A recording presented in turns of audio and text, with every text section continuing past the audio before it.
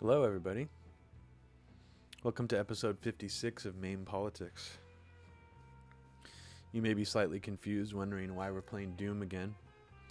Well, this is not exactly Doom. This is VietDoom, which is the newest total conversion of Doom that I've played, that I think is a rather brilliantly done game. It's not complete yet. It's in the alpha stages. It has definitely some offensive elements to it. You play on the American side, of course, blowing away Vietnamese people, very gory. But in terms of a technical achievement for being a Doom total conversion, it's probably one of the most impressive ones that I've seen. So I hope you guys enjoyed this game today. And I guess I'll wait for more people to come into the chat. So, if you're there, say hi. Chime in. I know this was a little impromptu. I didn't give much warning for it.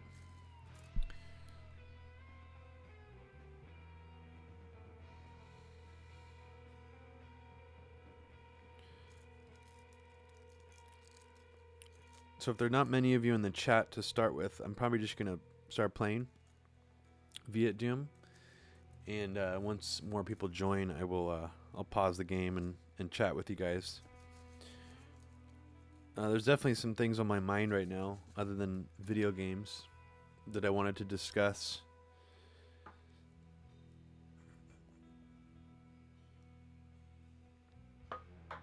I'm a little torn on this whole situation that's going on now. I just went outside again for the first time. Well, not outside. I mean, I've technically been outside multiple times. I mean, I went into the public around people for the first time in probably a week or 5 days. And it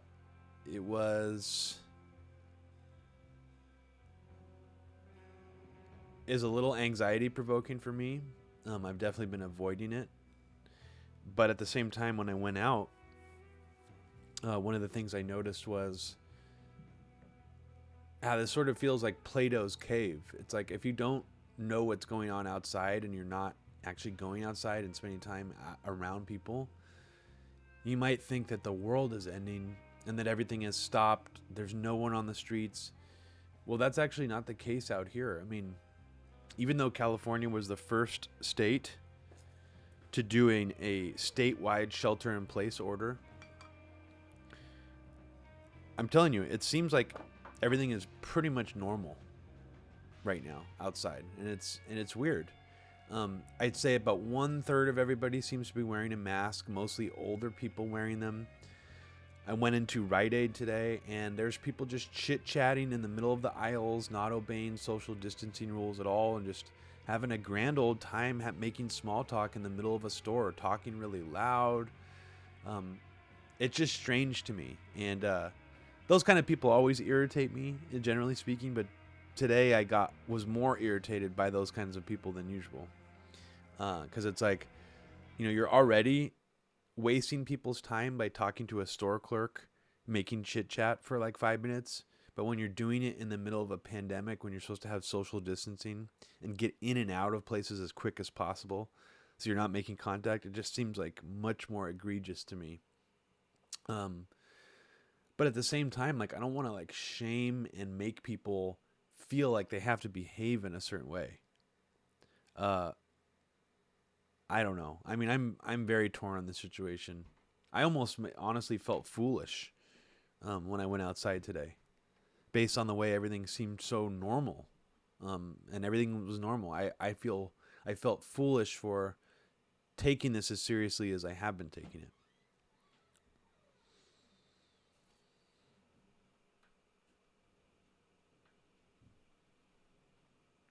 I'm just gonna blast this on social media one more time.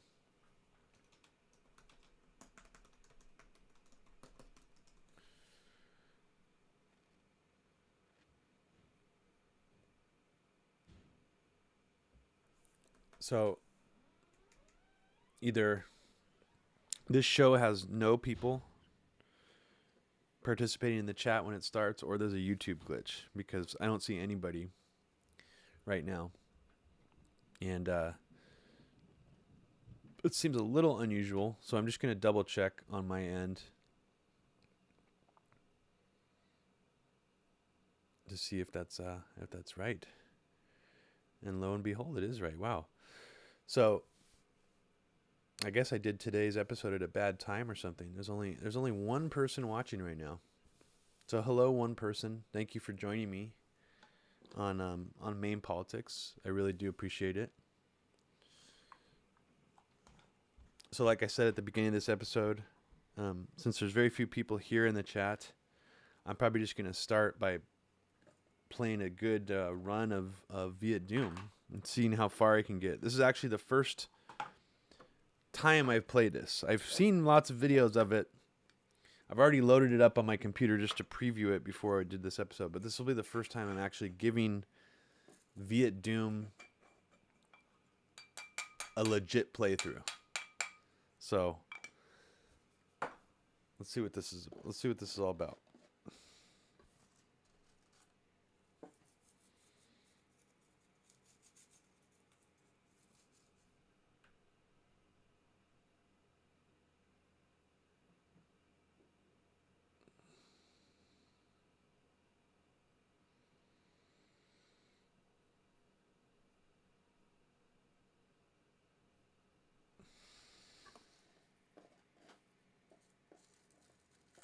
Hey y'all. Hi, second person. I see you.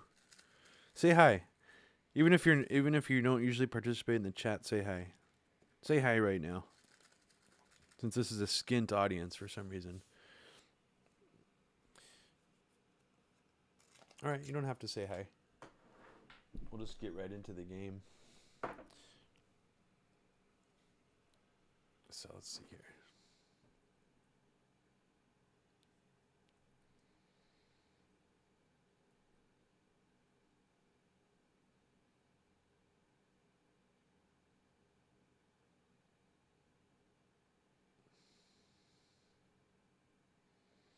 Anti-tank, medic, engineer, grenader. I'm going to try grenader and see what happens there.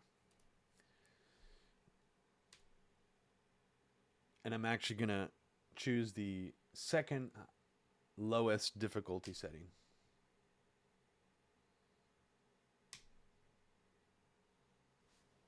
Okay.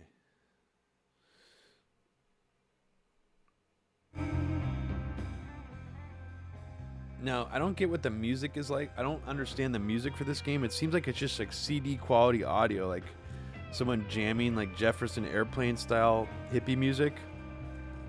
In the initial beta version of this game, it had all OPL3 like MIDI file old rock songs like from the Vietnam era. Like I think it even had like Creedence Clearwater and some other songs like that.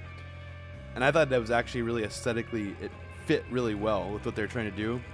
And I don't know why, but they took all those MIDI files out of the mod pack and replaced it with these weird CD audio tracks. So I'm not sure if it was because of copyright or what the deal was, but I like the original beta or like pre-alpha version of this game, and the music selection it had on it better than what they ended up going with.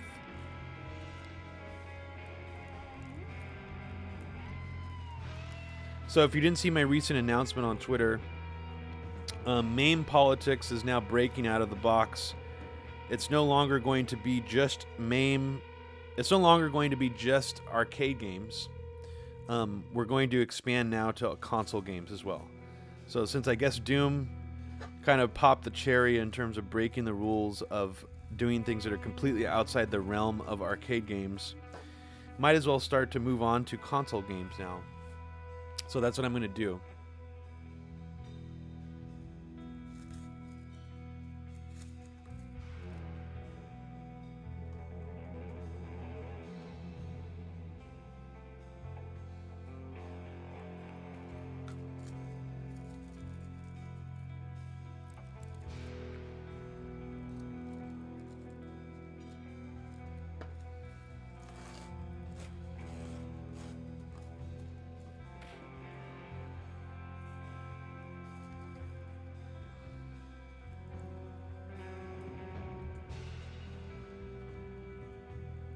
feel like something's wrong with YouTube right now, or either that or everybody who normally watches this show is watching someone else's stream.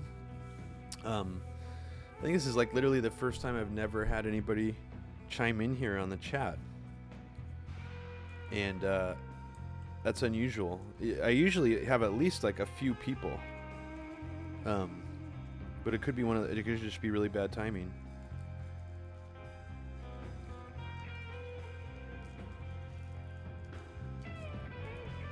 Bummer. Well, I'm still going to play VietDoom for you guys.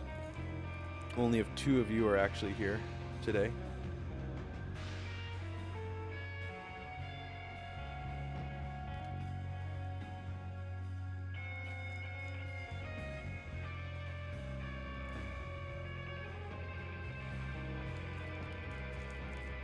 All right. So let's do this. All right, so here's the game. So I have a grenade launcher, I guess, to start with.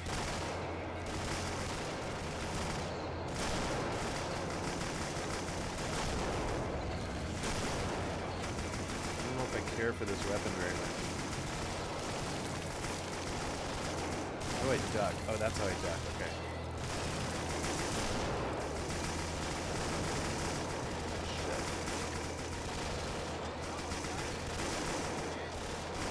Fuck.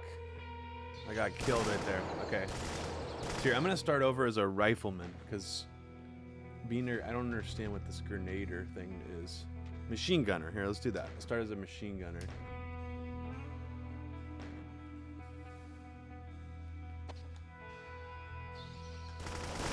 Okay. This is better.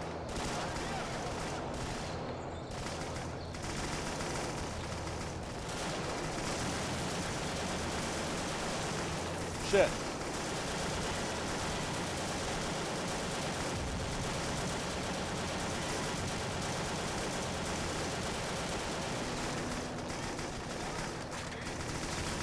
Shit.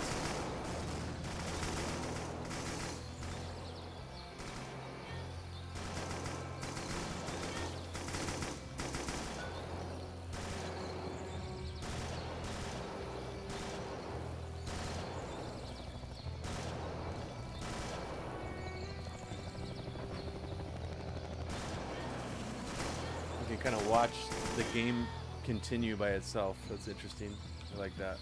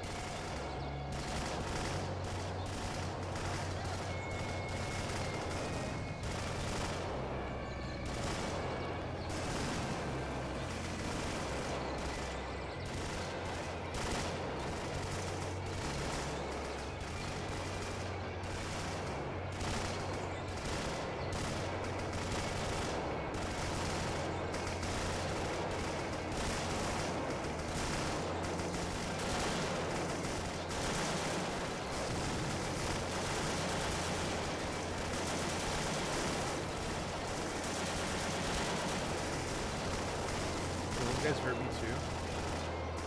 What are they shooting at? What the fuck?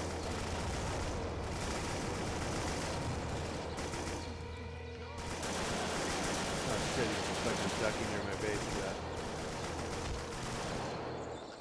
Oh shit, the grenade. Fuck. Okay, so how do I use a bandage? I don't know how to do that on here. Interesting. So it looks like you need to actually use a bandage, it says, to heal yourself. It's a little too like Call of Duty style for me.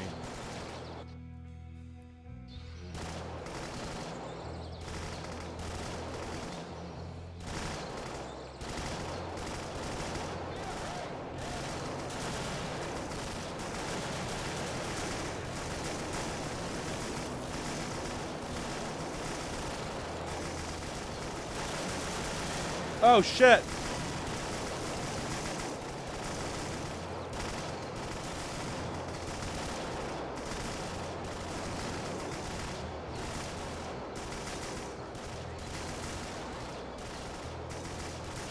Okay, I gotta use a bandage, so I gotta figure out what the hell. How do I do that?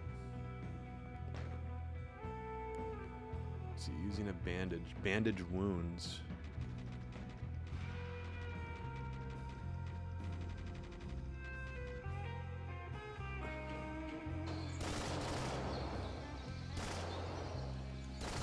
Three. Okay, 3.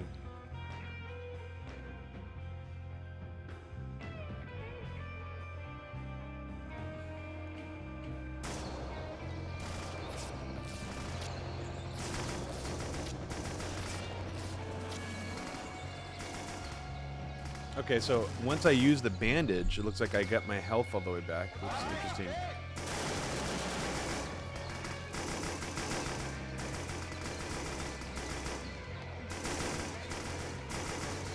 Shit. I'm dying.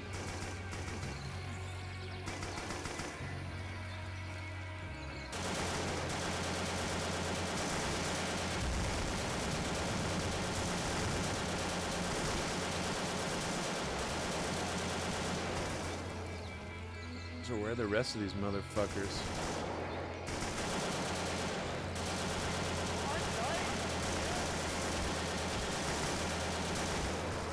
Jets.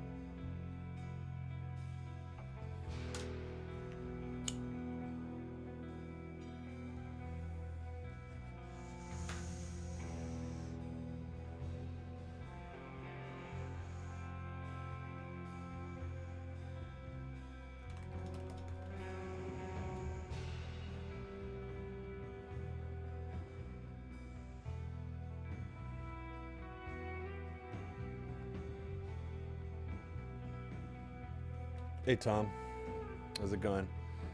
So I accidentally started this stream as an unlisted stream, like a dumbass. So I've been playing for about 15 minutes already by myself and wondering where everybody was, like a sad sack. So it was all my fault. I didn't put the stream public. Well, thanks everybody for coming. Hey Andy, hey Tom, hey David, hey Peter, hey JC, hey Steven, hey Jared, Chris, Catch22, good to see you guys, Director Westfield. Jared, you know, I don't really know the story behind that.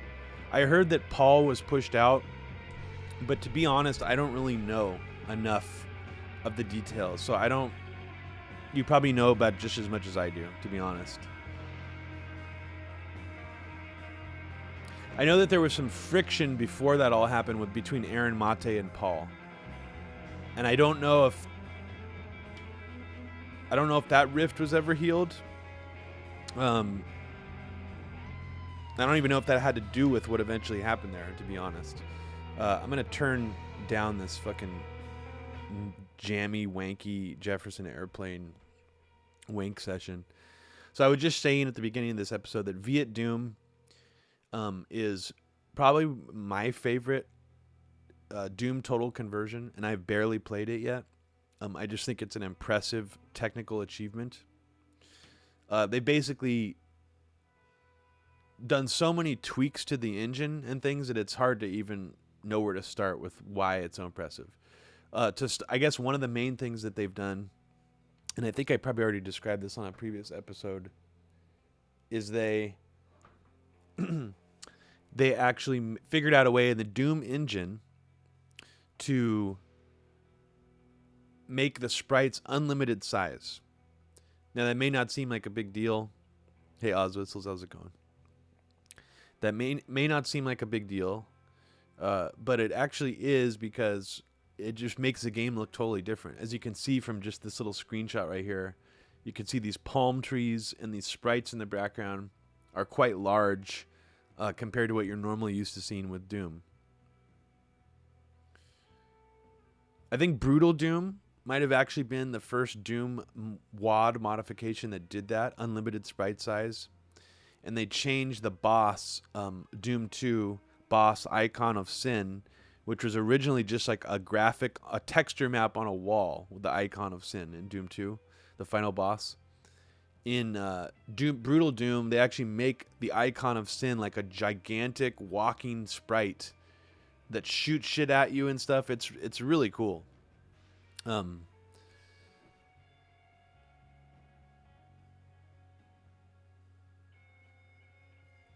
Yeah, the Doom Politics series, man. I mean, I don't know. I mean, I can't tell how many of you guys are actually watching live because almost all of you would have joined this stream about 15 minutes after it started because I started it unlisted. So I apologize for that. And if some of you guys are chatting while the thing is rewound, it might get a little confusing. So I would recommend just putting this to the live setting on YouTube and then going back and rewatching the first part later. I just basically got my ass kicked in VietDoom and sucked. So a redo is in order anyways, which I'll show you in a second. Actually, why don't I just show you now? Let's get right into the game.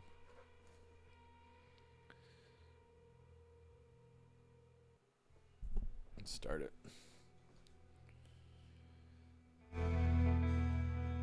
Okay, so this is VietDoom.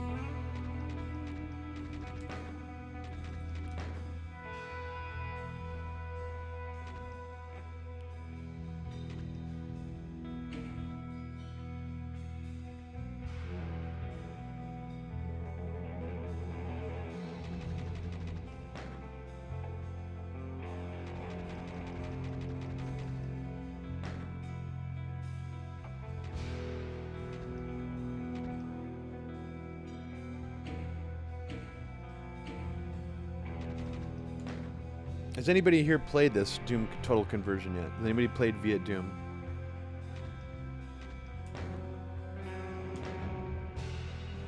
So I'm actually going to play on the lowest setting because this is how much I suck. I'm a green jolly giant. All right, let's do this.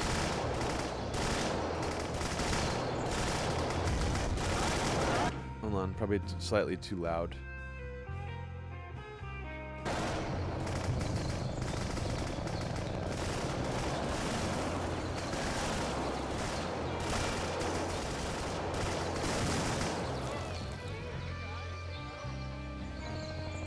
So I guess I'm just supposed to roll out of this base.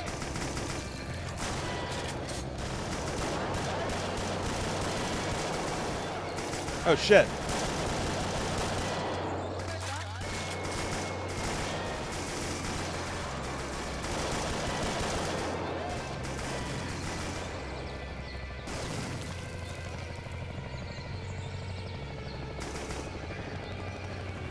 Is that my own guy? Son of a bitch. Fucking son of a bitch. You fucking crossed the line.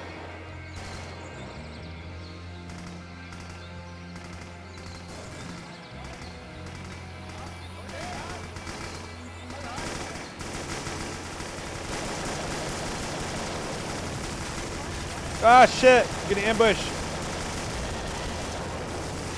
Ah!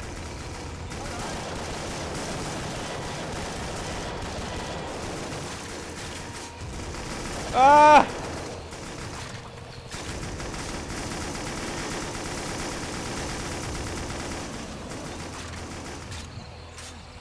I need a bandage. Fuck! Fuck! God damn it.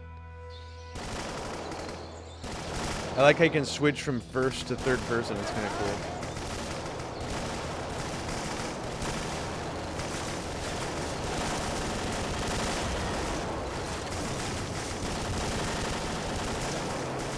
Shit!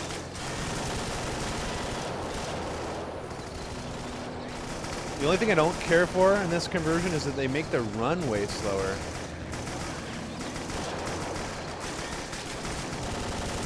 Maybe I could adjust that.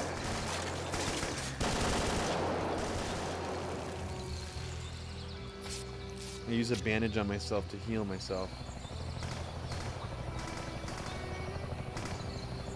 Alright. Semi-auto, full auto. Oh no! I'm fucking caught in this barbed wire. Fuck, fuck, fuck, fuck! How do I get out of it? Ah! Okay.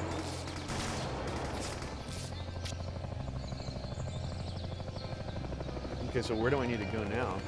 I guess I need to go down here.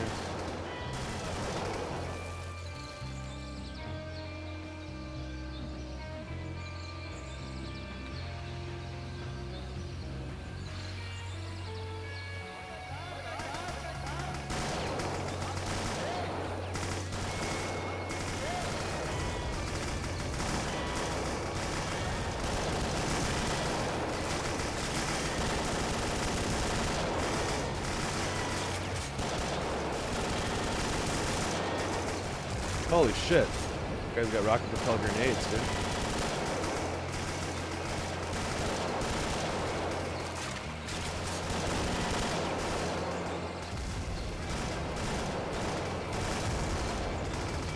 Wow.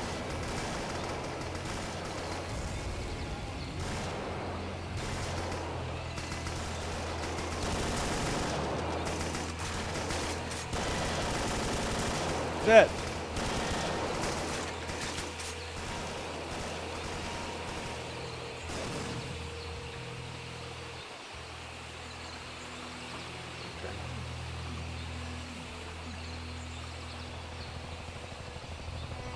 How do I get the fuck out of here?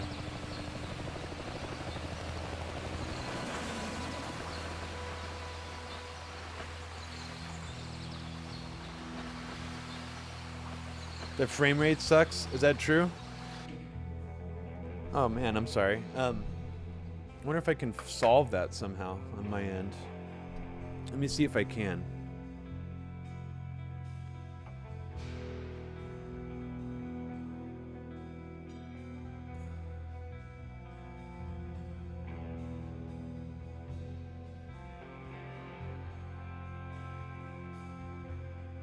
Even my face cam is stuttering? Is that true? Do you think, oh man, that sucks. Oh, I know what you're I see it now. Yeah, this is weird. Okay. I wonder why this is happening with this game. Yeah, I'm getting a lot of dropped frames. I see what you guys are talking about.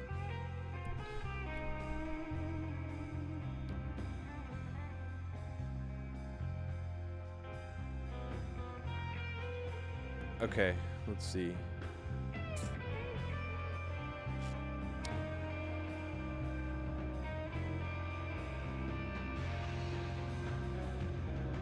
Damn it.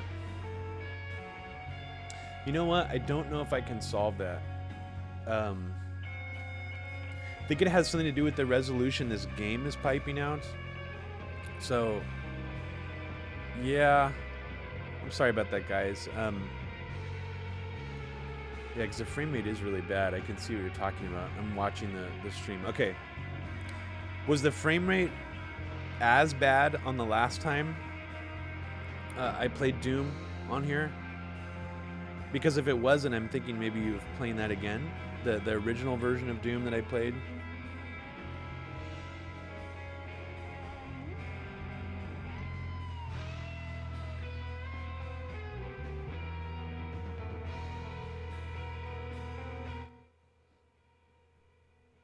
Yeah, that's a bummer. I still haven't quite figured out how to get a smooth frame rate off of another computer yet.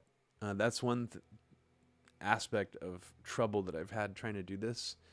The Pandora's box HDMI out seems to be at the right frame rate. It has the right settings and it's really smooth. Coming out of another computer has proved a little more tricky. And for some reason, it doesn't give me the same settings.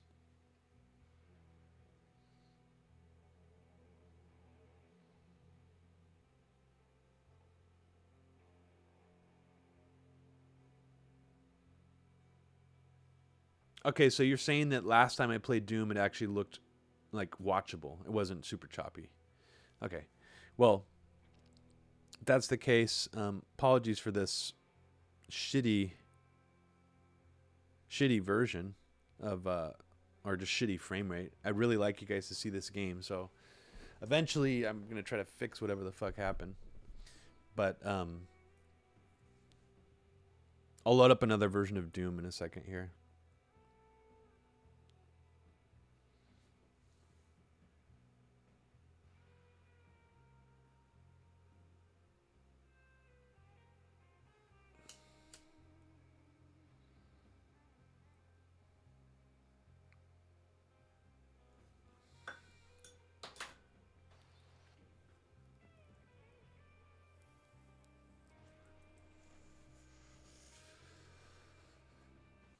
So, oh yeah, I loved going on Galloway, Daniel. I haven't been on before, so it was quite an honor. I was hoping I was actually going to go on there to talk about Tulsi Gabbard. I was originally scheduled to go on right after she announced her endorsement of Biden to sort of do a victory lap and explain to George how she was always a fraud. But that plan got scrapped, and then they just wanted to bring me on to talk about America's response to COVID-19. So I felt a little unprepared. Didn't quite feel like I had the most interesting things to say. So I wasn't like thrilled with my own performance on it, but I enjoyed it. And like I said, it was a great honor to go on, to have him even reach out to me. So yeah, I hope to go on again soon in the future. Well, thanks, David. I appreciate that.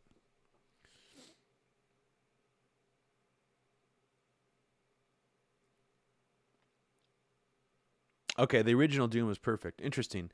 That sucks. That so sucks because I have no idea what it was. You know, I think it could be the rendering settings on the game. That's what it could be. Okay, well, let's just go back to No Rest for the Living. Would you guys be too weirded out if I loaded the same saved game that I totally fucking couldn't get past? Would that be weird? Or would that actually be fun to watch me try to progress through a game, an extremely difficult ultra-violence version of Doom that I could barely get through a single level on? Well, here we go.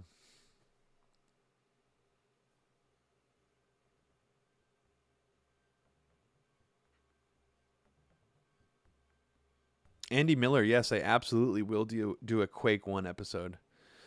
Um, is there a free version of Quake, like in the same way GZ Doom is free, where you can just like get the Quake WAD and run the engine? Obnobs, it's not the PC rig, it's the, I don't know what it is. It has something to do. So here's the weird thing. So if I don't use a preset on OBS, which is the streamer that I use, I can adjust the streaming settings to make it really good and smooth. But for some reason, when I come off a PC, I have to use a preset, which means that it's usually choppier. And there also seems to be an issue with the higher resolution the game is coming off the screen.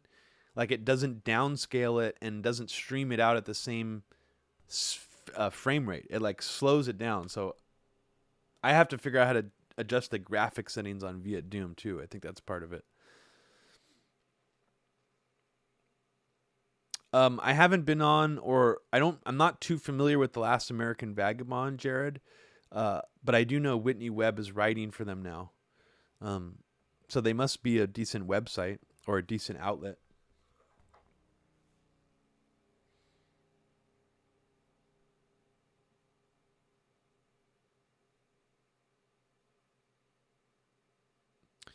Obnobs, I don't know if Quake has any linkage to Half-Life. It might use the same engine, but the Half-Life 2 engine or the Half-Life 2 game itself, I think was like one of the more groundbreaking first-person shooters that really pushed the envelope in terms of like the game physics, the environmental interaction, and things like that.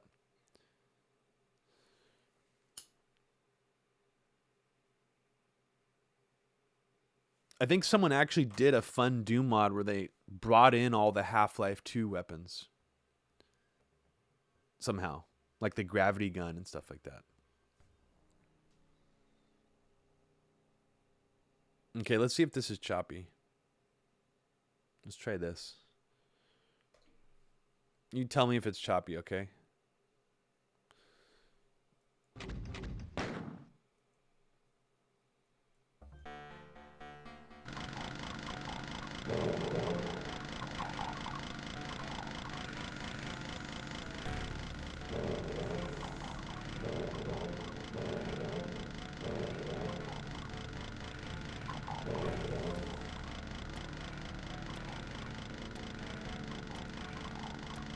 Dunder Johan. Okay, I will try that. I will try that.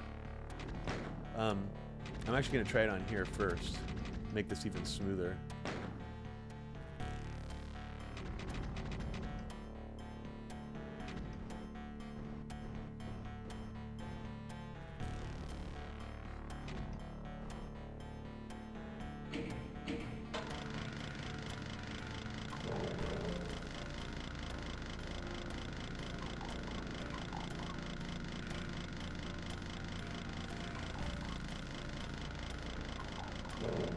That's still really choppy? Okay.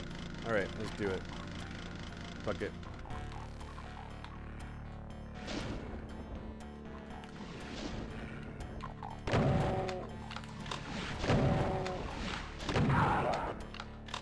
Somehow it's turning on the texture smoothing, which I don't care for. Let's see if I can turn that off. I don't like that effect.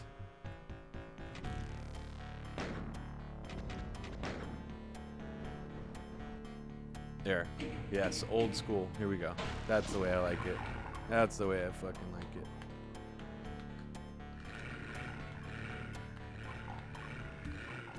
Wait, unknown script?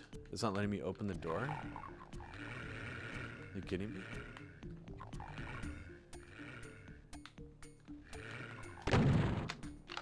Now I'm confused. Is there another switch I had to pull to open that door? Maybe there was.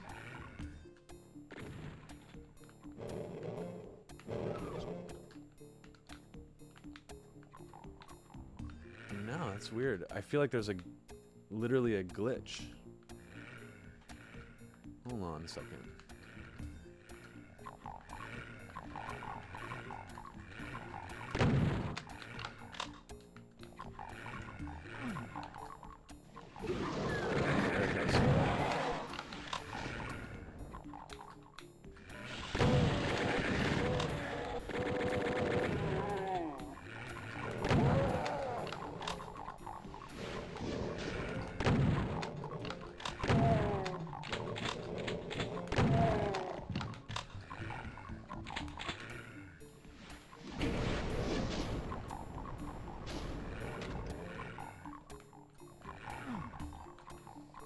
Damn, dude.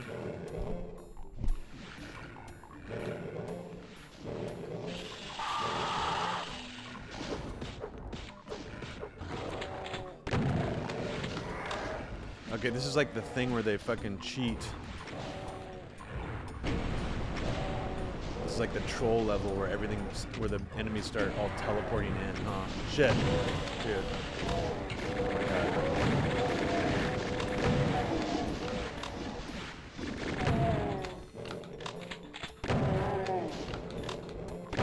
Holy shit.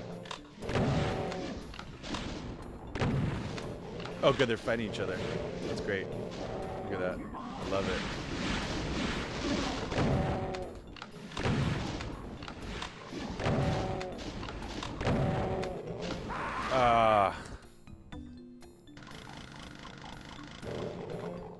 I'm gonna make it past this fucking level.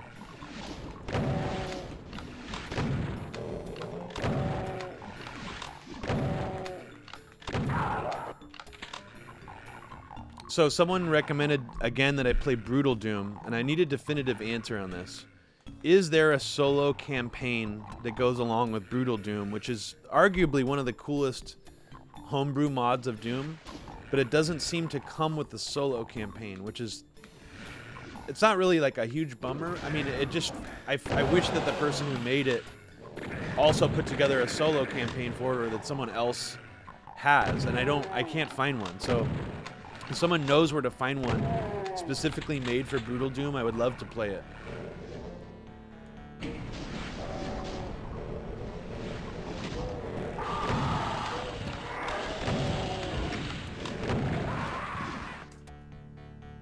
This is hard as shit.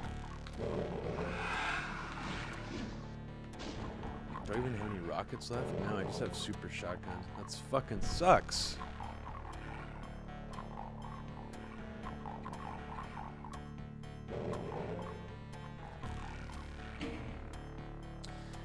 You know, Peppo, I don't know how much credence I give that theory personally. That's an interesting question. I didn't fully buy it. But maybe it's totally real. Maybe Obama could pull that many strings from behind the scenes.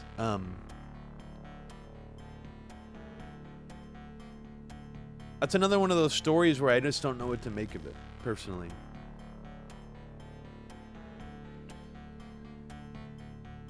But when I first started this broadcast today, I wanted to ask you guys, have any of you been outside recently, like in the public?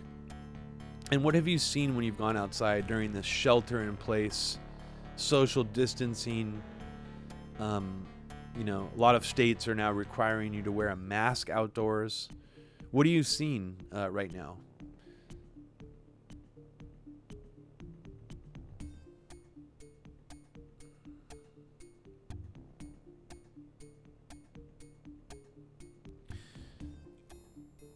Because today I went out to Rite Aid, and I felt this weird disconnect of where I actually felt foolish, or like I am being overly paranoid about the situation. I haven't been in public around people in maybe like 5 days. And it was strange to go out today in public and see everyone just acting like everything was totally normal.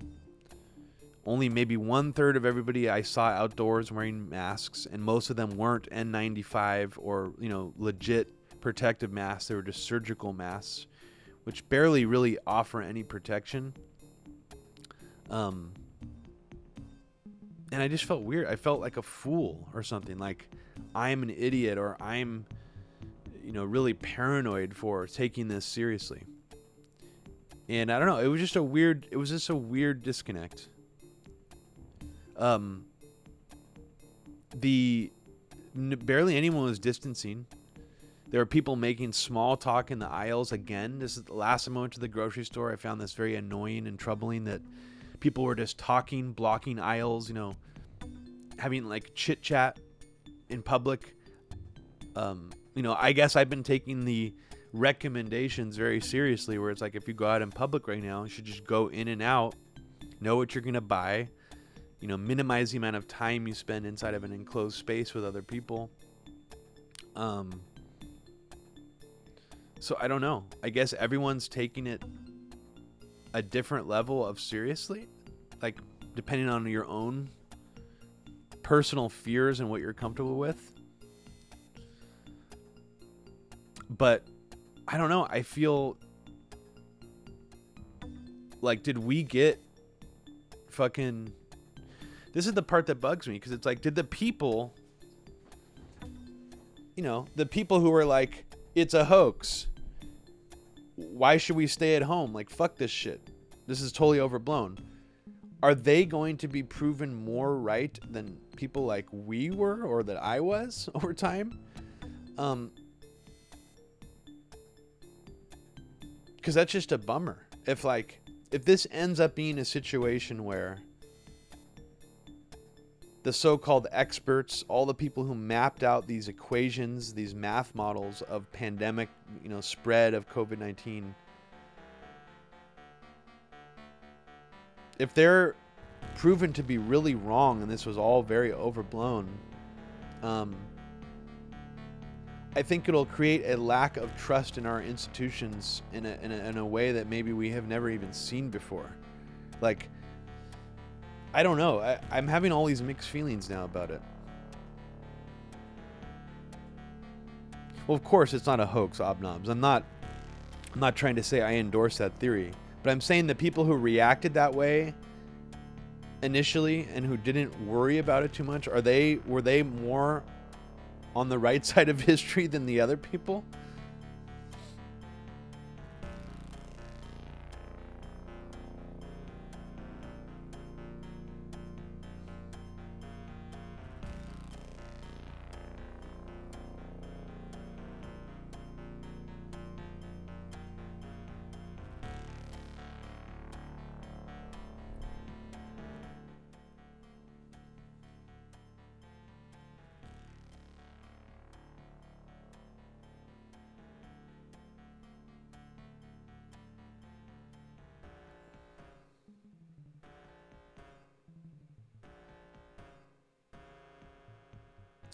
A Catch-22 says, how can trust in our institutions be eroded any more than they are?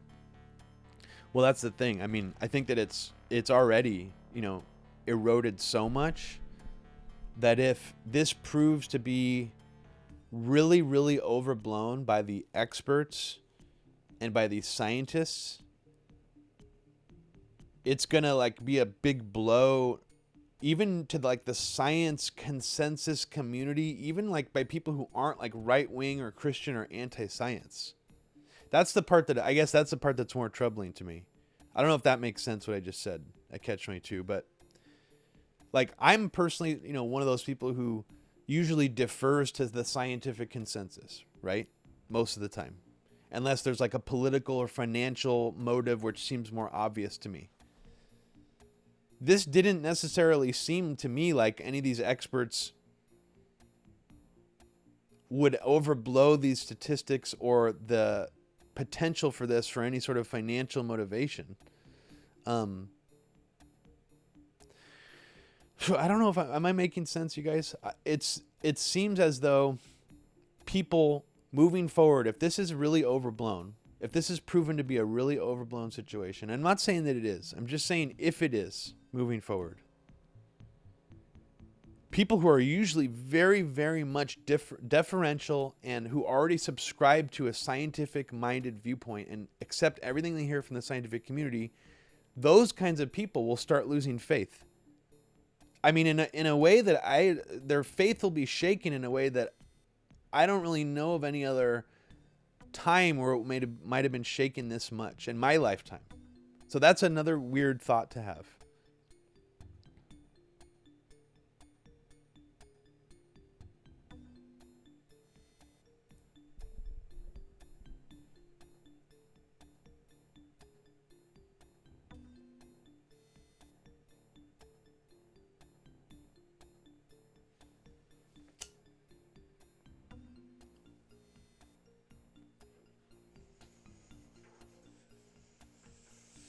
Oz whistles, yeah. I mean, that's the other argument we need to realize, that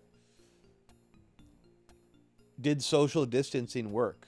Did early social distancing, shelter in place, with such a draconian Orwellian term, did those things actually prove to be effective?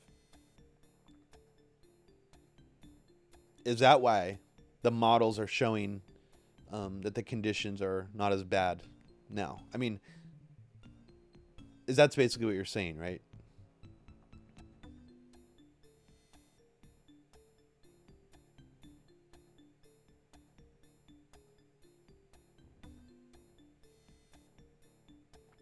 Yeah, Modus, I think that's right. I think you're starting to already see people declaring victory from people who are like, yeah, fuck this. This shit's totally overblown.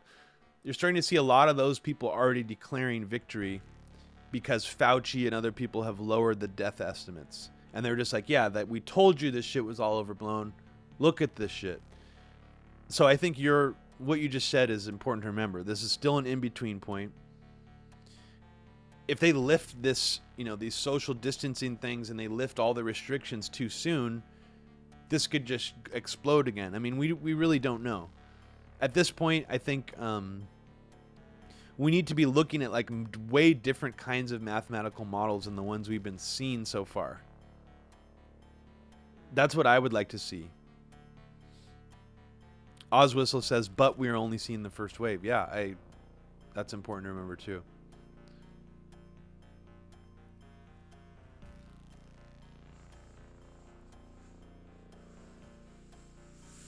Grant, yeah.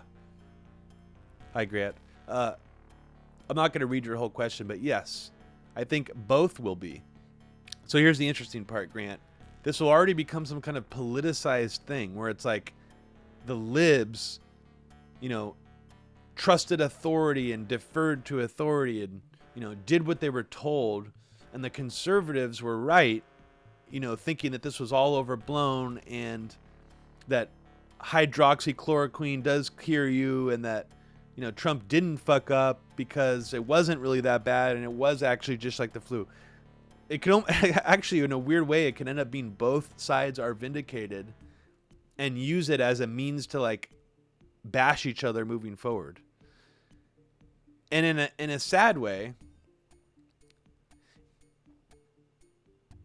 the right, you know, the more reptile brain visceral narrative that I just told you is going to be more of an effective weapon. Because if people on the left, you know, or liberals say, well, the social distancing and the scientific recommendations are actually what helped us, because that's why these models are predicting more deaths than there actually are now. That's more of like an intellectual place to come from. And it also has wrapped in it sort of a deference to authority still. And I think that Republicans and right-wingers will just still get one over the libs, you know, over this. That's the unfortunate thing about this. It's going to be used as, and Trump will actually be, like, if this happens, what I'm saying will happen, then these video clips of Trump saying it was a hoax and making jokes about it and all that shit will not be seen as that bad moving forward. I don't know. The whole thing is just, it's just super weird. So, like, I'm even starting to think, am I going to regret saying this was going to be, you know, way bigger than 9/11? I mean, we still have to contend with the almost 30% unemployment rate right now. So, that's a really big deal. Will a depression still happen? I don't know. I mean, I just feel like I'm just having all these weird doubts now about everything.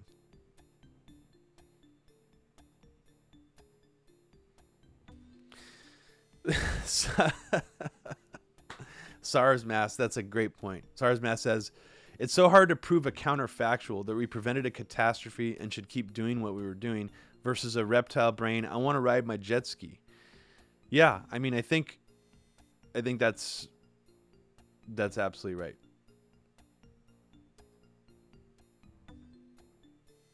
Yeah, I mean, Jared, I can understand why you don't agree with what I'm saying. I really am just kind of talking out my ass right now. I'm being very unfiltered about my just internal thought process. And maybe it's just a psychological trick I'm pulling on myself. I mean, maybe I'm already, maybe that's what's happening. Yeah, a catch-22. I think that's right. Catch-22 says, I don't feel comfortable saying it won't be so bad until it's at least 6 months in. Me either. At catch-22. And I hope I'm not coming off saying it's not that bad. I'm just hearing an overwhelming amount of people saying that they've been vindicated that it's not that bad already. And it's not just the right either, which is interesting. So, yeah, I don't know. I mean,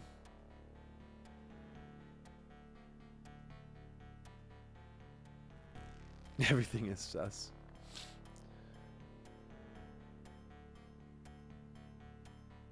John Gold says, we need an election strike, I believe. Throw Trump out. Fix all the problems with the election, electoral college, campaign caps, and get candidates that work for the people. That'd be wonderful. I was reading something the other day, and I did briefly discuss this on the George Galloway show, that apparently Trump, there is no executive authority that allows him to postpone the general election. So there would actually have to be a new law or some kind of executive authority granted to him before now and the general election to allow him to do that. From what's currently on the books right now, Trump would have to basically lobby the Congress and Senate to allow him to stay in beyond, what is it, January 7th? I mean, November 5th is the election, but what's the actual last official day of being president? I forget. But Trump would actually have to get permission from Congress. They'd have to vote on it. So I think the only way that's going to happen is if the deaths keep spiraling out of control to a point where we get to 100,000 or more before the general election. And that's definitely still possible. I mean, that's definitely what some of these calculations were predicting would happen.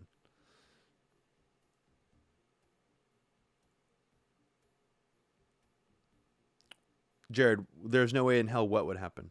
You're talking about a delay of the general election? Or something else I just said?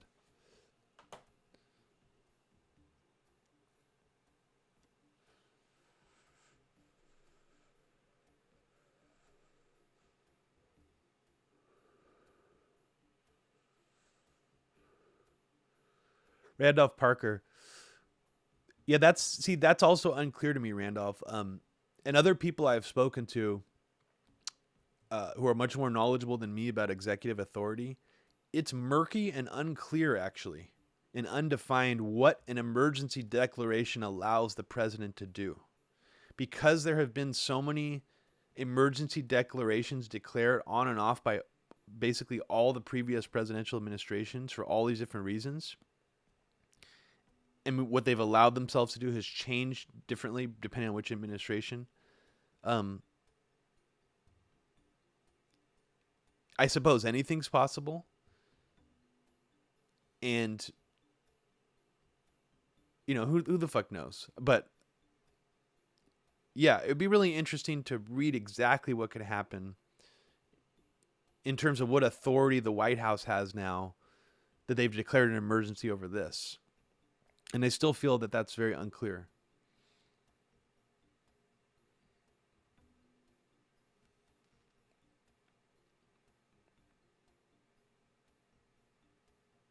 Well, Randolph Parker is saying that the Constitution already does go out the window with an emergency declaration, Jared. It just depends on to what degree they want to abuse, they want to supersede or go over the Constitution. Right now, it doesn't seem like they've gone as far as I thought they were going to go. I definitely thought it was going to be worse.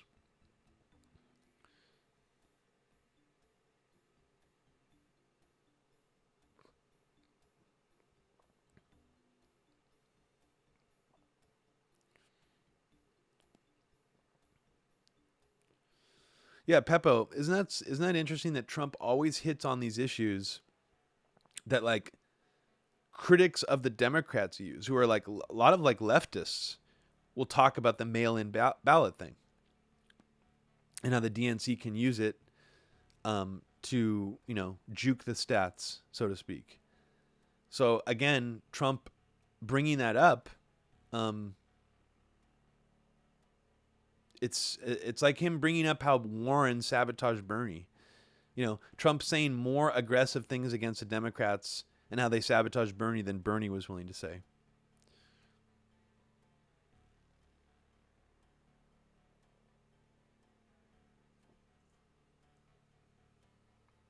So I'm going to try to play this fucking game some more. It's an extremely hard-ass game. And remember, this is called No Rest for the Living.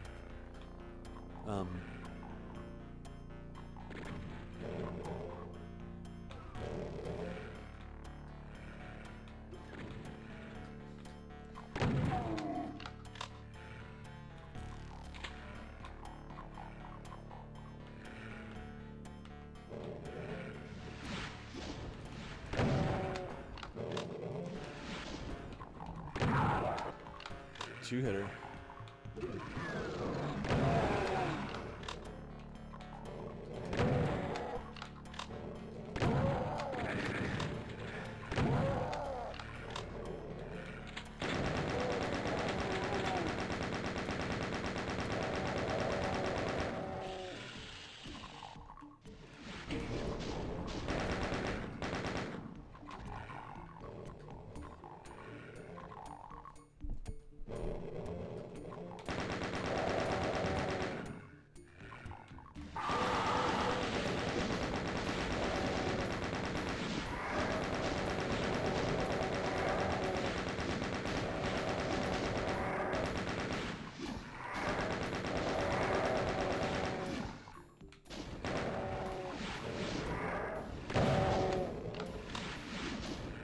Oh shit, where's that guy?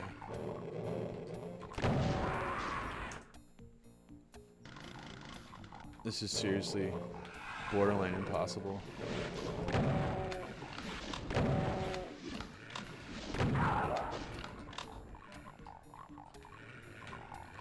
It's funny though, I suck at video games for the most part so badly that I don't usually even like to keep playing if I get too challenged. Doom is one of the only games that I legit like need to beat. I don't give up on Doom.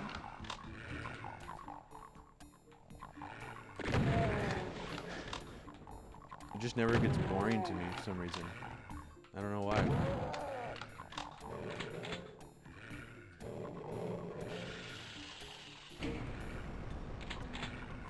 Yeah, I keep accidentally hitting that third person button.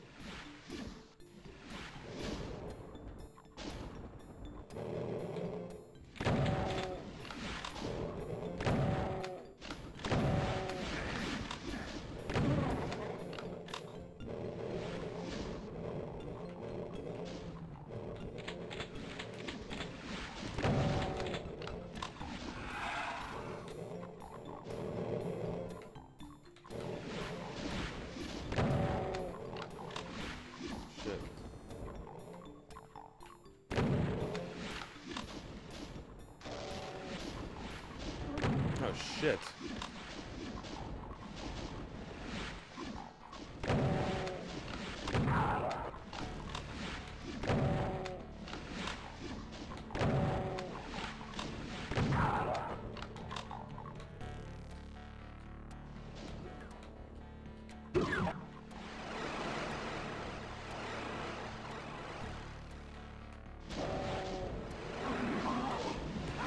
Holy fuck, that's when they all warp in. Okay, so basically I gotta figure out a strategy there once those motherfuckers all warp into this level.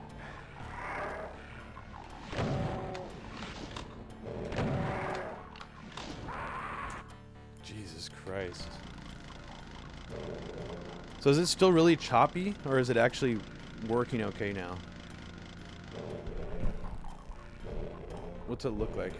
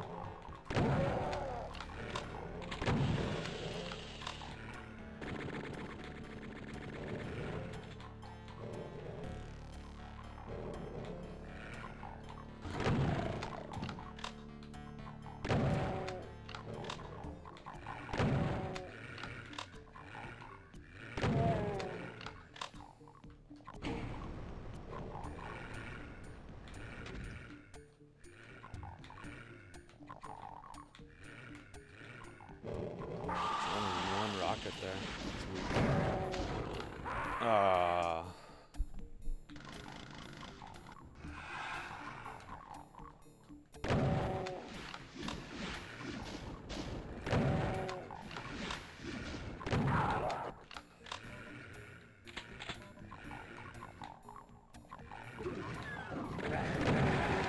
Oh, chain gunners fucks me up, dude.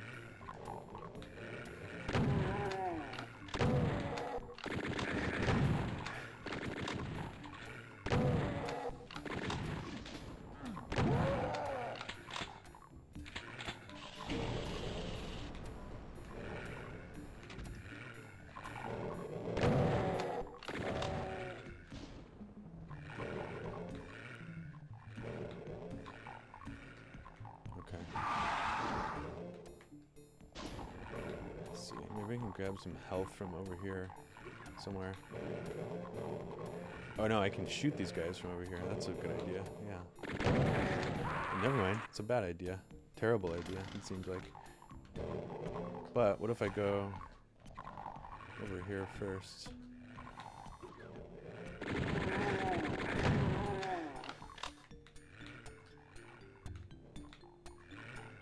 That's something.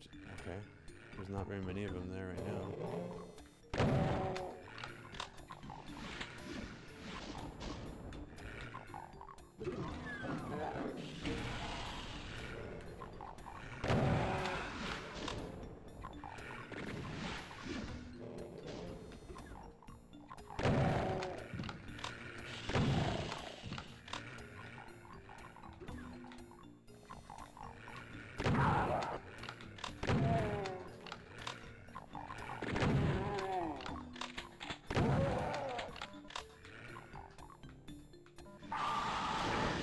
Shit.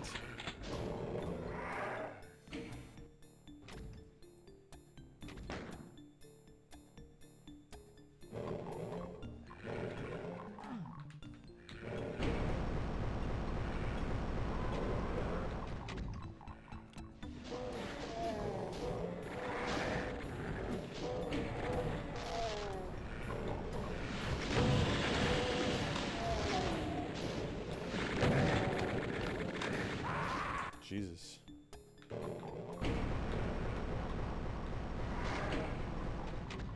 Alright, let's do this.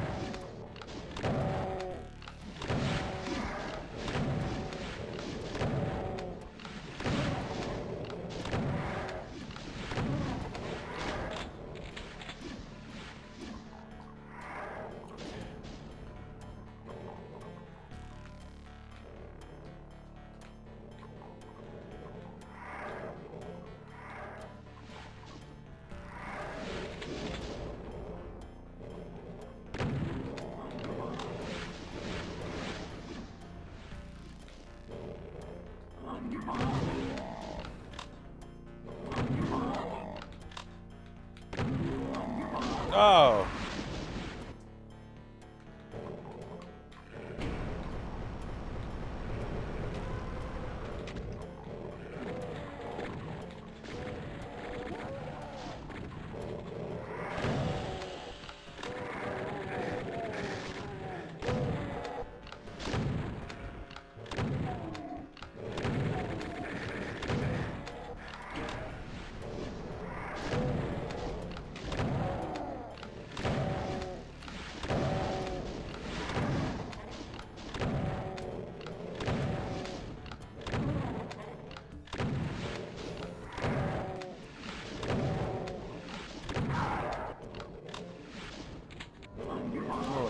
Fuck.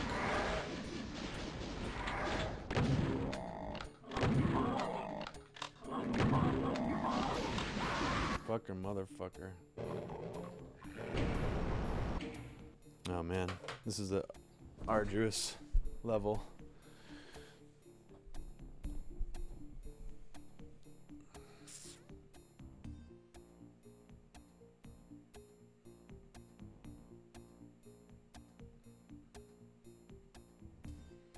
Hey, Furious. Good to see you. Um,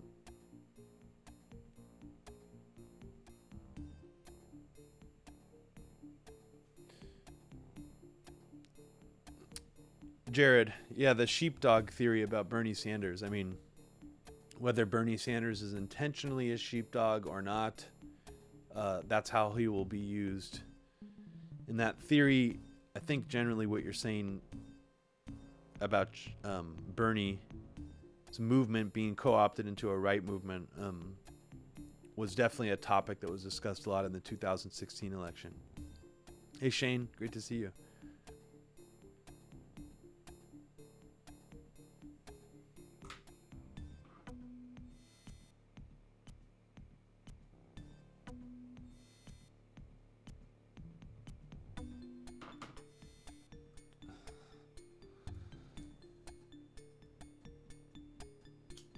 Yeah, what was that? What was the deal with Graham Elwood's stream being cut?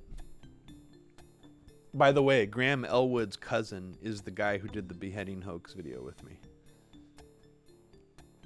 Weird totally random coincidence.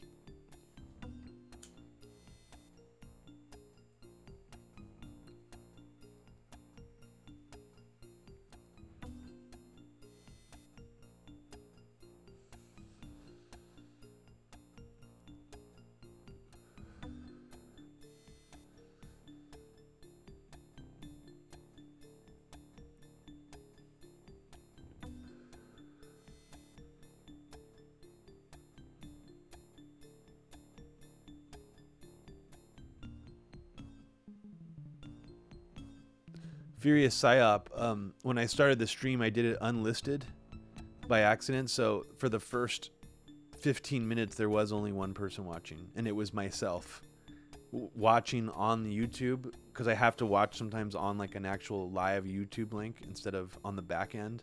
Otherwise, I can't see the chat. So I was literally just talking to myself for 15 minutes.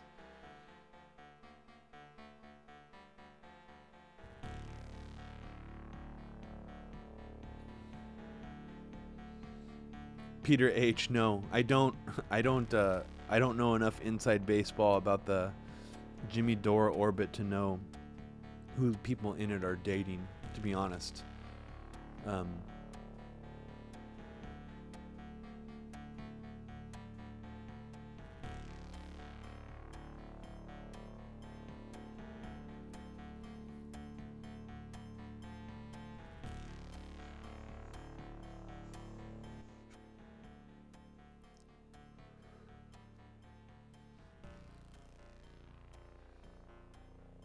Yeah, I think ultimately Bernie's campaign will be looked back on as he had all this energy, real energy and momentum behind him, grassroots energy. And I think ultimately a lot of the fault lies at his feet directly. And I mean, not just his feet, but the people who supported him who didn't try to push him harder, I think. But yeah, really weak sauce final finish for Bernie. Pretty much in every way. I mean, the last two debates, even his little town hall events during the initial panic over the pandemic, surprisingly weak. Just sounded like, it is, to me, ends up sounding just like a lot of platitudes, generalities, and not enough specifics. Even someone like Andrew Yang, who I think is pretty terrible, you know, he came up with a specific, tangible policy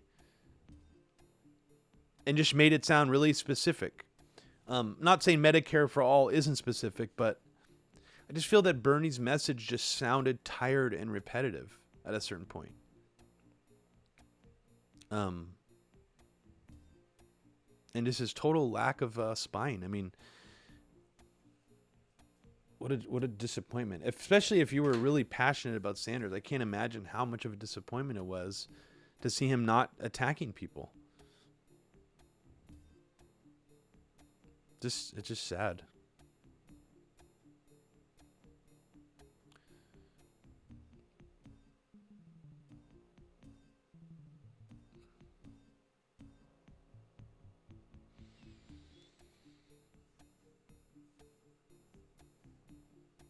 Adam G says, I think the lack of spying is intentional. Yeah, there's an argument to be made there. Did he throw in the towel intentionally? I mean, there were definitely many times during this election where I thought that he did. Unless you're saying that he's a full-on plant. Maybe he is. I mean, who the fuck knows? He did waste a lot of people's time. That's for sure. Just like I think Tulsi wasted a lot of people's time. Maybe they're both plants. I don't think Tulsi's a plant either. I just don't buy into her anti-war platform.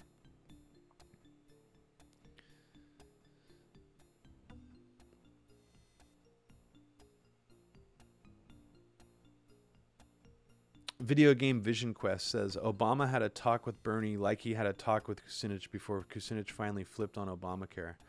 What did is that? Are you just saying that, or is that actually reported? I must have missed that if that was in the news. I did hear about the reports that someone mentioned earlier, where Obama, coordinated a behind-the-scenes play against Bernie by meeting with people like Pete Buttigieg months ago. I didn't hear that, what you just said, Video Game Vision Quest. I don't know if you're just speculating there. I mean, maybe that's what happened. But I don't know. Is Obama really holding this many cards still? That's the thing. Maybe Obama is. Maybe Obama's power... Maybe the Obama legacy is like they have the same amount of clout that the Clintons thought that they would have at this point. The Clintons aren't out of the game. They're just not in political office. But they have a lot of sway, obviously, over the Democratic Party. So maybe that's what Obama's role is now, is just having all this influence behind the scenes.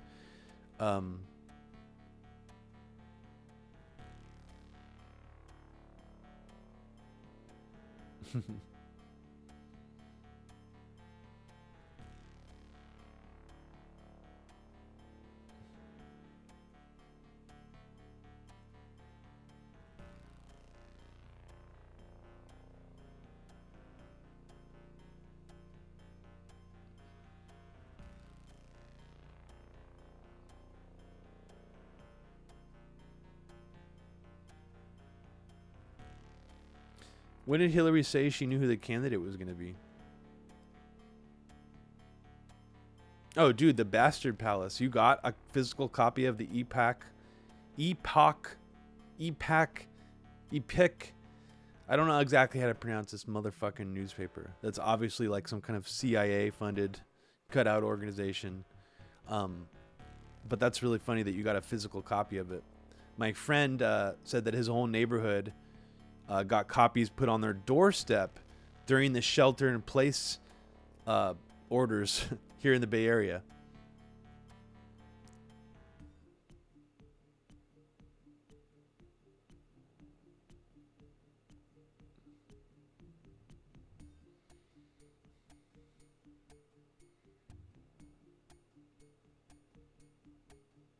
Interesting, Adam. I don't remember her saying that, but yeah, I know, I believe it. I mean, I'll play a little more of this shit, see if I can do something.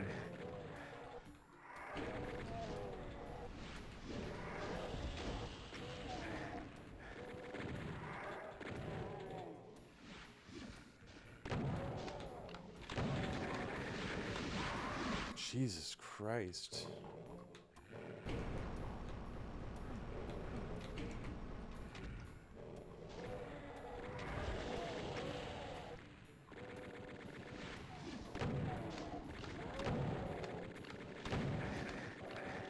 It's just, dude, this chain gunner. The chain gunners are sometimes like the worst enemies. Where is he even shooting me from?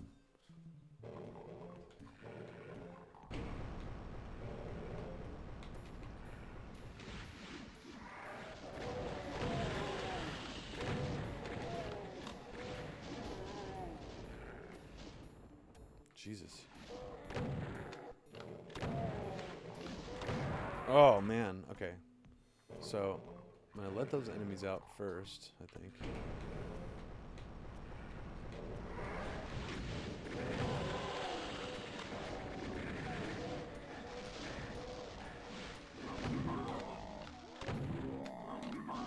Oh, okay. Okay. I have an idea. This is a weird idea, but I'll try it anyways.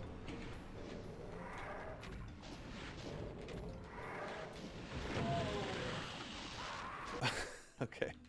It's kind of a suicide idea. Let's do it. Okay. One more time.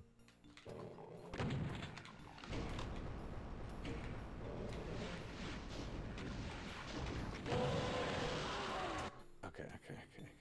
What's this?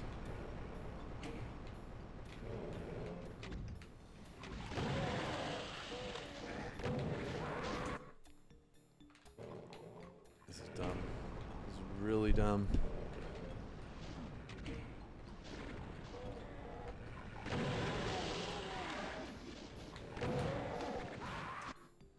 Okay, and I'm not going to do that. Totally not going to do that.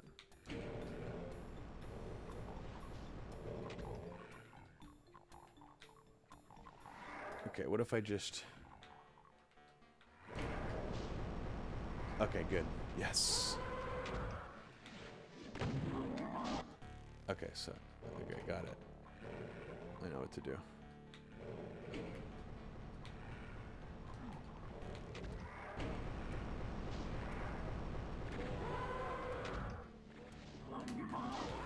Okay, there's two of those motherfuckers now.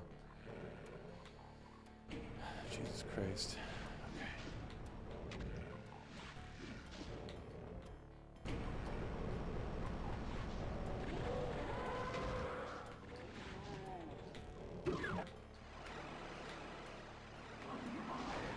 Okay, wow. All right.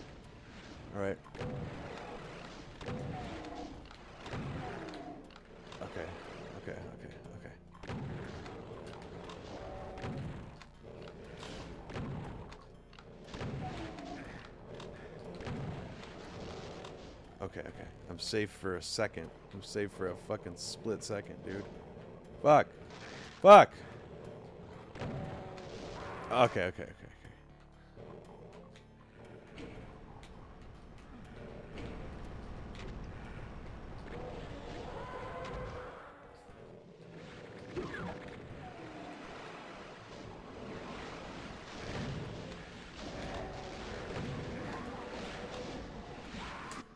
Jesus Christ. This is too much.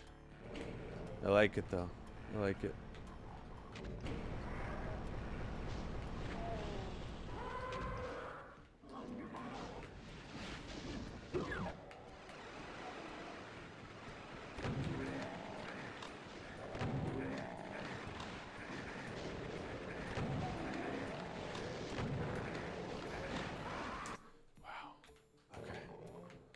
So I'm not going to get that key, actually.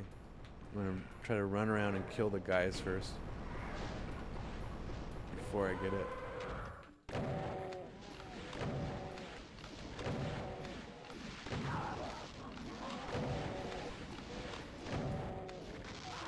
Okay. Alright.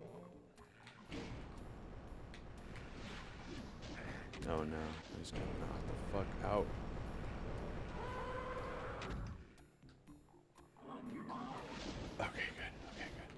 Good. Okay. That's what I need.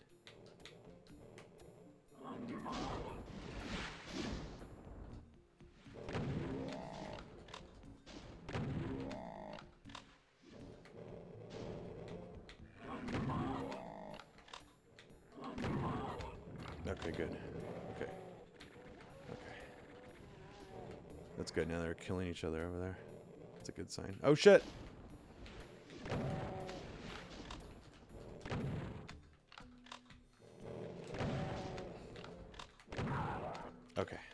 Okay. I'm gonna save. Save right here. It's a weird place to save, but I gotta do it. Okay.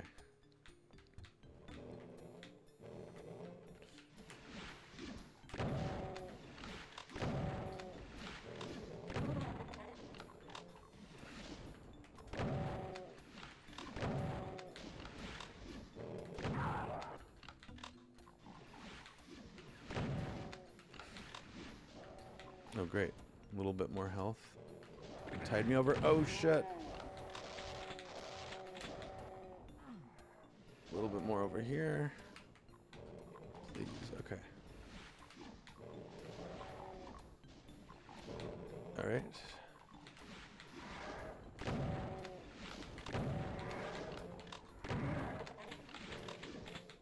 Okay, good. Okay, now's the hard part. This is where all these motherfuckers spawn into the level. So I gotta be really careful. Okay.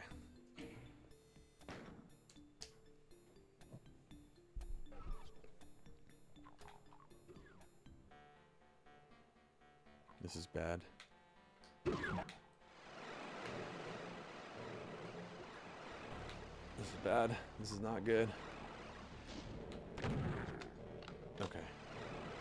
Oh shit, is that a Baron of Hell? Oh shit.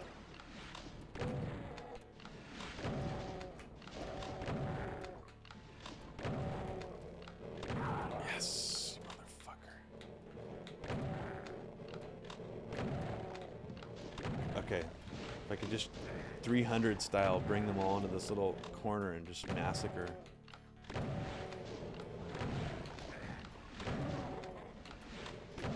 Let's see.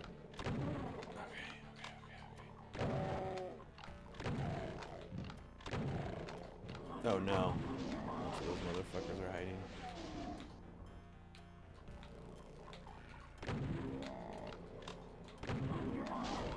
Oh shit, they're both over there. Fuck! Dude.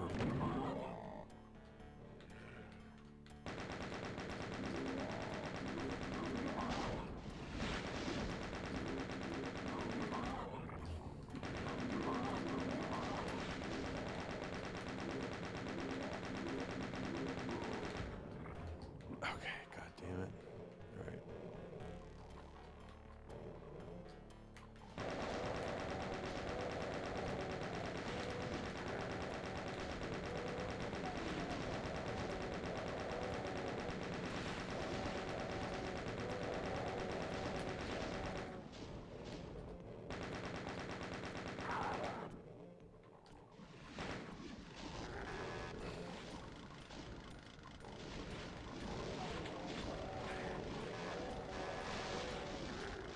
Shit! Fuck.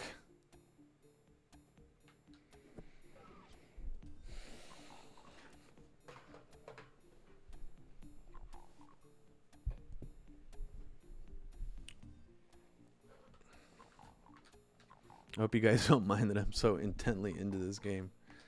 It's probably the first time I played a game besides Mortal Kombat where I've been like legit really into it. Okay.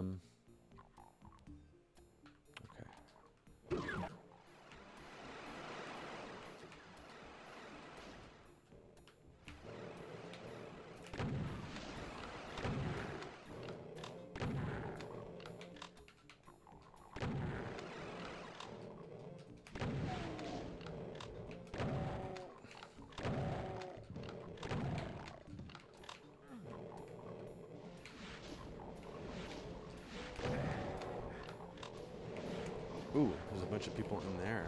Okay, no, a bunch of stuff in there. Okay, so get all those shells.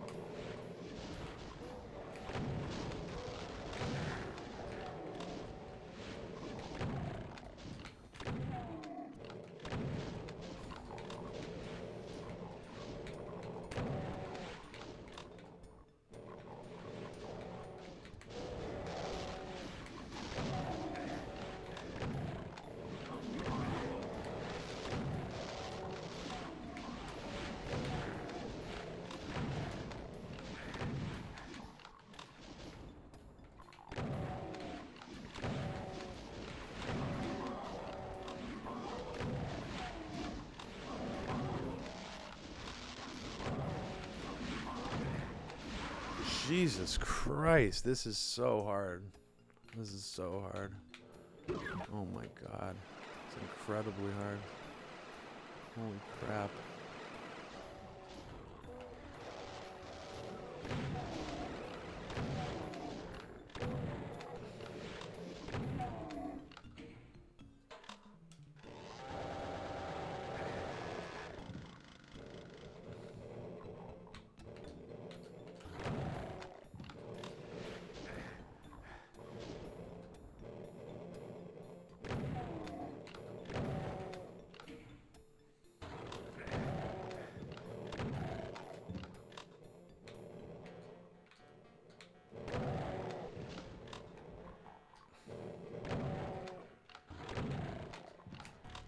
No!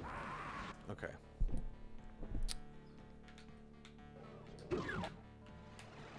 Ooh, that's a good place to go.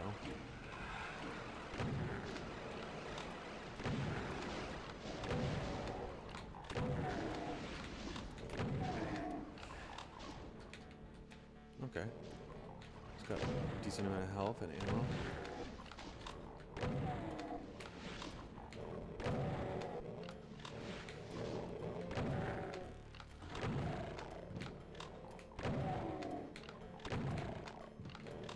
Okay. Another Cacodemon motherfucker.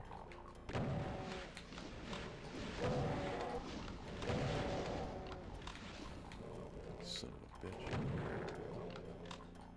I'm surprised bad guys aren't coming through that one area right there.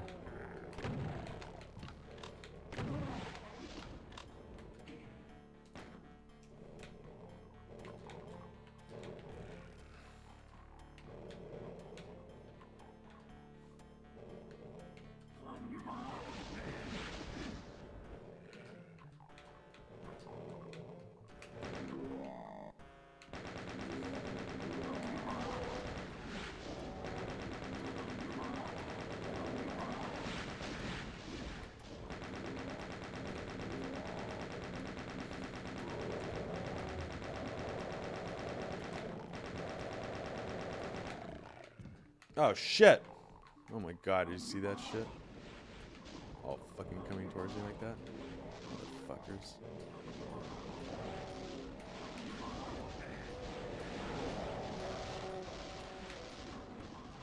I love it when they start attacking each other like that. It's the best thing in the world.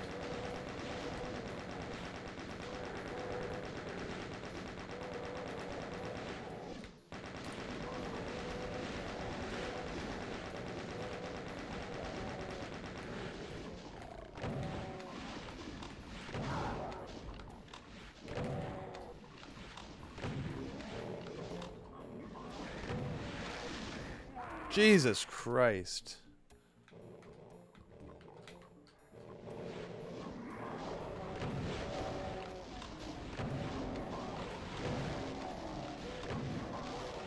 Yes. I love that. Listen to that. Beautiful sound. We're going crazy on each other in there. Oh, that's great. Okay.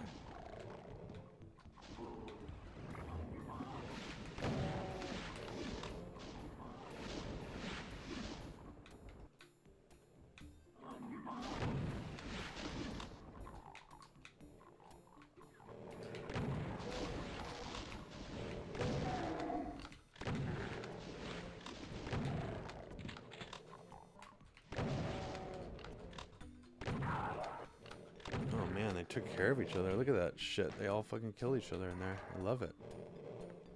Love it. Okay. Oh no, not that guy though. They survived. You fucking asshole.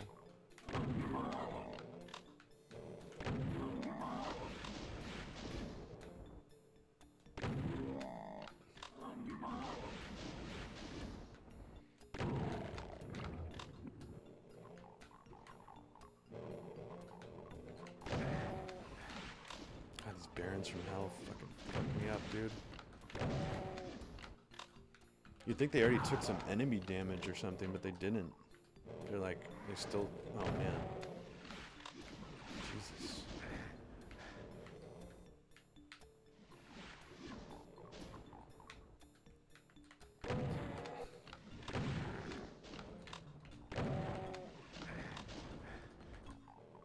Let's go.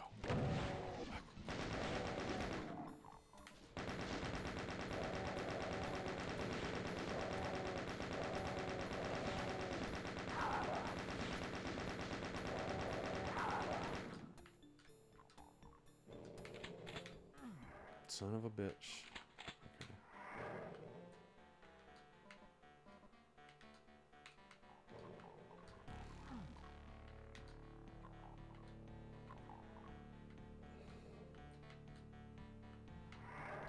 Alright, I think we're good to go. I think we're good to try to fucking beat this level now. Let's try to do it.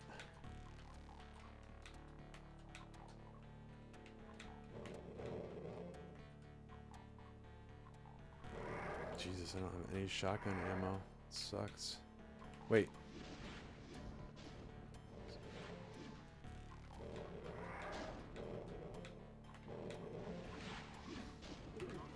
Oh, now I'm gonna have to go outside. I knew I was gonna have to fucking eventually go out there. God damn it. Alright. So I might as well just shoot some of these bad guys out there. If I'm gonna have to fight them anyways.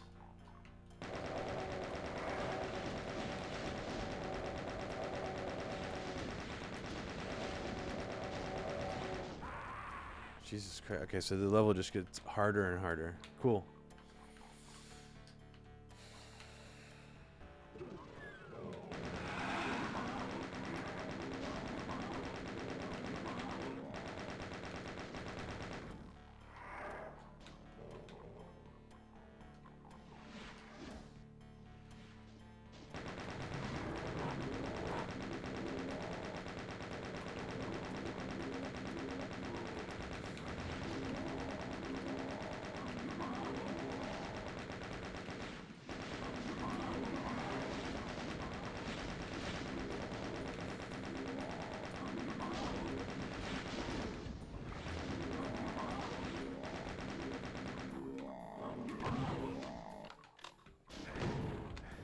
Alright. Oh shit. Oh my god, dude, this is crazy.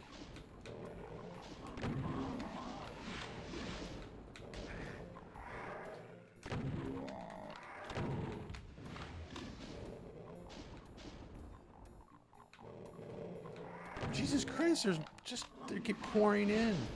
What the? This is insane. I don't even know the names of these enemies in Doom. These fat rocket launcher guys. Dude, they're hard. Oh no. Wow. That's not a good place to be in at all. Okay. I picked up some more shotgun ammo, I guess. That means almost nothing at this point.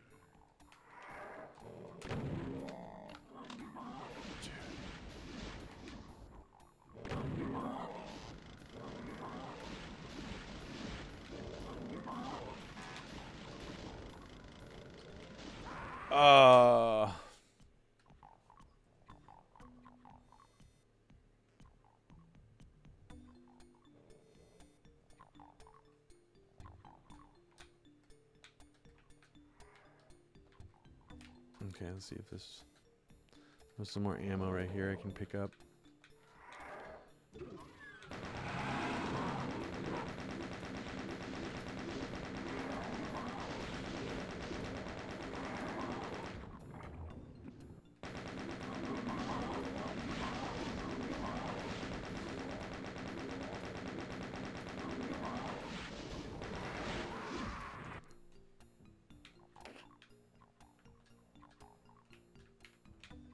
Fuck it.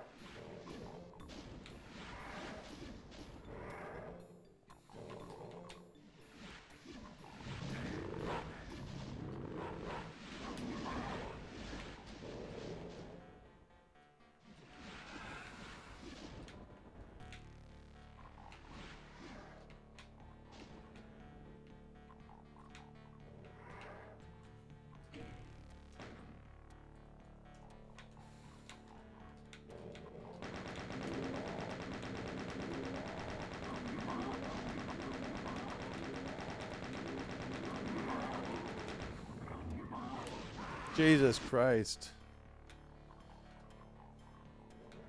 Okay, so I think I could probably... Okay. We got one...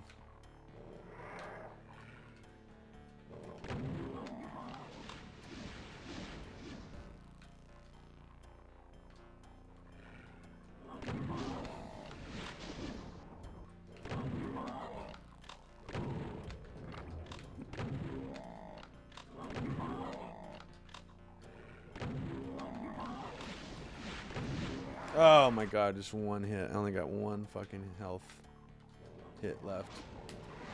The amount of damage these guys cause. Oh, dude, okay.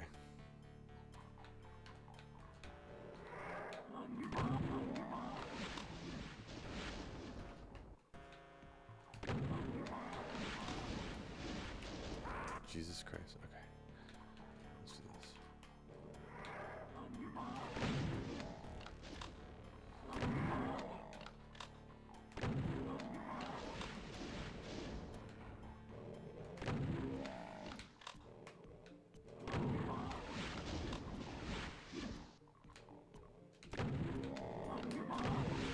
Ooh, lucky, lucky.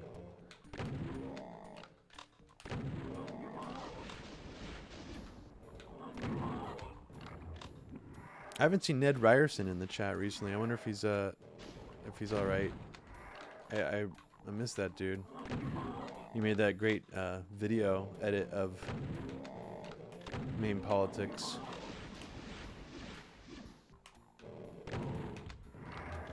Okay, so I think I got enough. Oh no no no! Oh whoa whoa!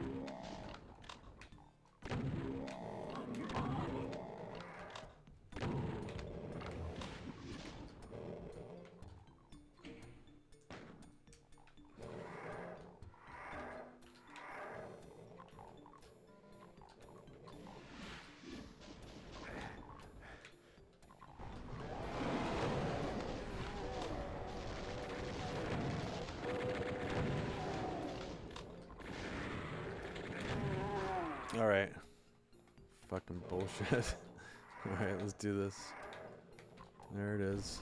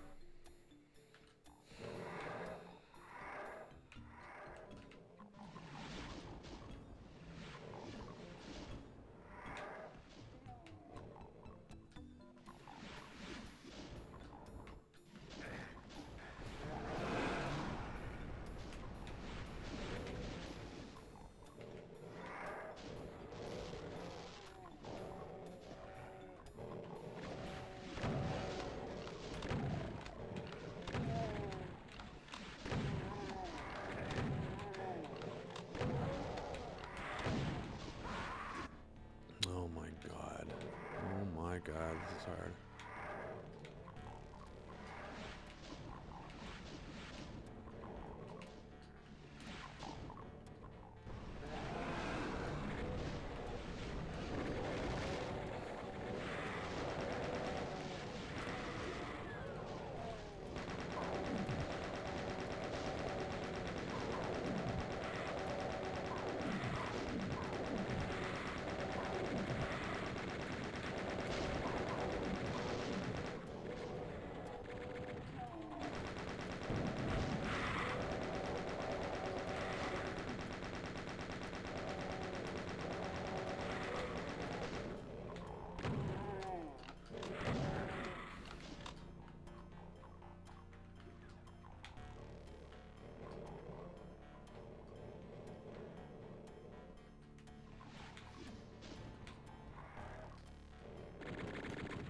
Oh, motherfucker.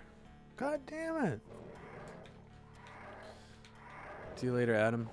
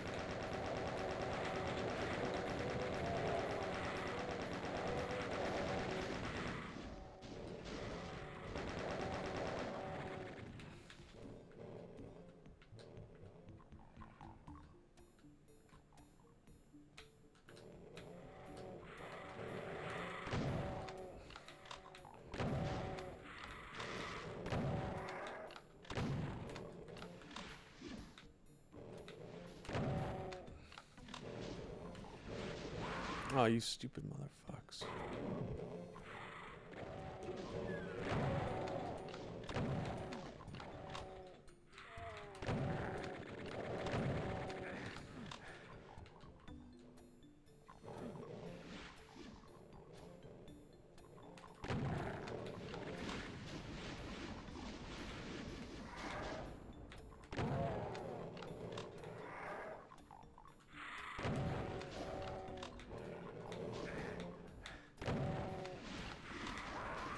Okay, let's see if I can just run through these motherfuckers. That's gonna be my next strategy.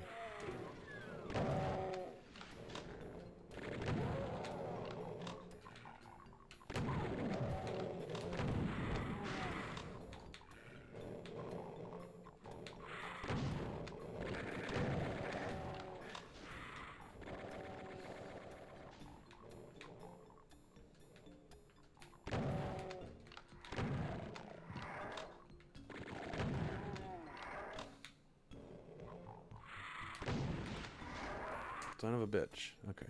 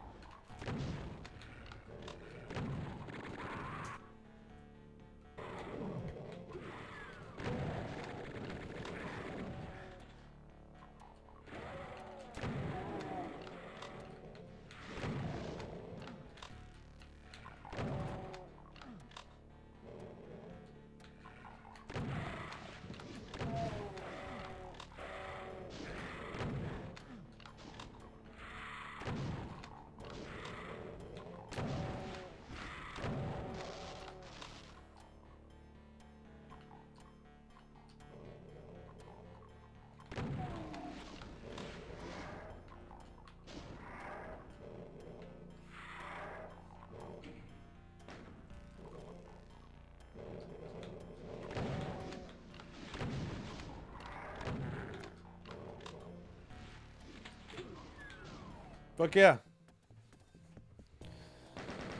Okay. Jesus Christ. Well, thanks again for checking out MAME Politics. That was a level vivisection on the Doom level add-on pack that was released in 2010 called No Rest for the Living. Damn. Hour and 28 minutes. Well, all right. I appreciate everyone coming to watch this channel again. And we'll do this again soon. And perhaps next time we can have a more serious political discussion instead of some hardcore Doom playing. And as always, if you want access to all of the hidden and locked episodes of this show after it streams, you can subscribe to my Patreon page at patreon.com/Robbie Martin to get access to all 56 episodes of MAME Politics after they air. Thank you so much, everybody. Take care.